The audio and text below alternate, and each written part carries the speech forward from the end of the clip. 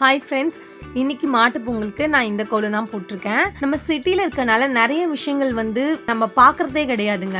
இந்த வில்லேஜ் சைட்லாம் போனீங்கன்னா அந்த அக்ரிகல்ச்சர் சைட் போகும்போது இன்னுமே ரொம்ப சூப்பராக இருக்கும். அந்த நேச்சராக இருக்கட்டும், அதாவது மாட்டு வண்டியை வச்சு இல்லை மாடுகளை வச்சு ஏறு தழுவுதல், இந்த மாதிரி விஷயங்களை பார்க்கும்போது உண்மையாகவே ரொம்ப சூப்பராக இருக்கும். நம்ம சிட்டியில் இருக்கனால இந்த மாதிரி விஷயங்கள்லாம் நிறையவே மிஸ் பண்ணுறோம். அட்லீஸ்ட் வருஷத்துக்கு ஒரு வாட்டியாவது இந்த மாதிரி விஷயங்கள், நம்மளுடைய கல்ச்சர், நம்மளுடைய ட்ரெடிஷ்னல்லாம் இப்படி தான் அப்படிங்கிற ஒரு விஷயத்த அட்லீஸ்ட் இந்த ஒரு நாளாவது நம்ம ஞாபகப்படுத்தி பார்த்துக்கணும் அப்படிங்கிற விஷயத்துக்காகவே நான் இன்னைக்கு இந்த கோலத்தை போட்டேங்க. இது போடுறதுக்கு பார்த்தீங்கன்னா நான் கோலமாவிலே தான் வரைஞ்சிட்டேன். இது புள்ளி வச்ச கோலம்லாம் இல்லை, அப்படியே டிராயிங் மாதிரி நம்ம பண்ணிக்கலாம். இப்படி கோலமாவில் போட முடியாது அப்படின்னா நீங்கள் சாக் பீஸில் நீங்கள் வரைஞ்சிட்டு கூட அதுக்கப்புறமா நீங்கள் கலர் பண்ணலாம். இவ்வளோ பெருசாக போடும் போது நம்ம கையில் கலர் பண்ணும்போது ரொம்ப டைம் எடுக்கும். நீங்கள் என்ன பண்ணுறீங்கன்னா, நம்ம டீ வடிகட்டக்கூடிய ஃபில்டர் இருக்குது தெரியுமா, அப்படி இல்லைன்னா ஜல்லடெல்லாம் இருக்குல்ல, நம்ம அரிசி மாவுலாம் ஜெலிப்போம்ல, அந்த மாதிரி ஏதாவது ஒரு பொருட்கள் எடுத்துட்டு அதில் கோலமாவு பொடி போட்டு நீங்கள் இப்படி டஸ்ட் பண்ணிங்கனாலே, அதாவது தூவினீங்கனாலே சூப்பராக இருக்கும், பார்க்கவே அழகாக இருக்கும். நீங்கள் கையில் போட்டதை விட இந்த மாதிரி ஜல்லடையில் தூவி பண்ணும்போது இன்னுமே ரொம்ப அழகாக தெரியும்.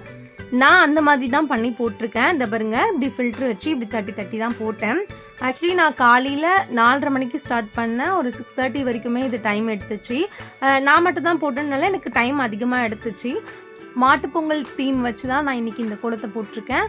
அதே மாதிரி மாடு இருக்க மாதிரி ஒருத்தர் மாட்டு வண்டியில் மாடை ஓட்டிகிட்டு போகிறாங்க. மேலே பார்த்தீங்கன்னா ஸ்கைக்காக ப்ளூ கலர் கொடுத்துருக்கேன். ஆக்சுவலி நம்ம நெட்லேருந்து தான் நம்ம எடுத்து போடுறோம். நமக்கு நிறைய விஷயங்கள் தெரியாது. நம்ம நெட்லேருந்து பார்த்துட்டு நம்மளை அதில் ஏதாவது க்ரியேட்டிவிட்டியாக பண்ணலான்னா நம்ம பண்ணிக்கலாம்.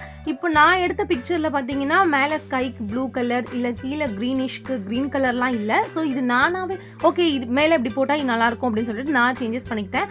இதுவே பார்க்குற நீங்களும் இந்த கோலத்துலேருந்து வேறு ஏதாவது இன்னும் க்ரியேட்டிவாக பண்ண முடிஞ்சாலும் நீங்கள் கண்டிப்பாக நெக்ஸ்ட் இயர் ட்ரை பண்ணுங்கள். இந்த கோலம் நான் மாட்டு பொங்கலுக்கு இன்னைக்கு போட்டது. நேற்று பார்த்தீங்கன்னா பொங்கலுக்கு நான் இந்த கோலம் தான் போட்டேன்.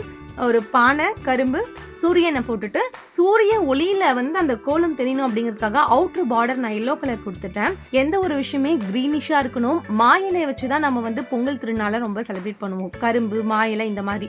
ஸோ தோரணம் கட்டுறோம் அப்படின்ற விஷயத்துக்காக நான் அந்த எல்லோ கலருக்கு உள்ளே வரக்கூடிய இன்னர் ரிங் பார்த்தீங்கன்னா நான் க்ரீனிஷ் கலரில் கொடுத்துருக்கேன். ஆக்சுவலி என்னால் சீக்கிரமாக எழுந்துக்க முடியல, அதனால நான் சிம்பிளாக தான் இந்த பொங்கல் கோலம் போட்டுட்டேன். மாட்டு பொங்கலுக்கு நான் நினச்ச மாதிரி ரொம்ப நல்லாவே போட்டிருக்கேன்னு நினைக்கிறேன்.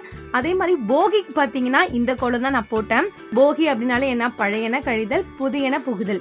பழைய விஷயங்கள்லாம் நம்ம நெருப்பு எப்படி எரியுதோ அதே மாதிரி பழைய விஷயங்கள் எல்லாமே எரிஞ்சு போகணும் அப்படிங்கிற ஒரு விஷயம்தான். இந்த கோலத்தை நான் போகி தீமில் தான் போட்டிருக்கேன். அதே மாதிரி நீங்களும் என்னென்ன கோலம் போட்டிருக்கீங்க, என் கோலம் நல்லா இருக்கா இல்லையா அப்படிங்கிறத கமெண்ட் பண்ணுங்கள்.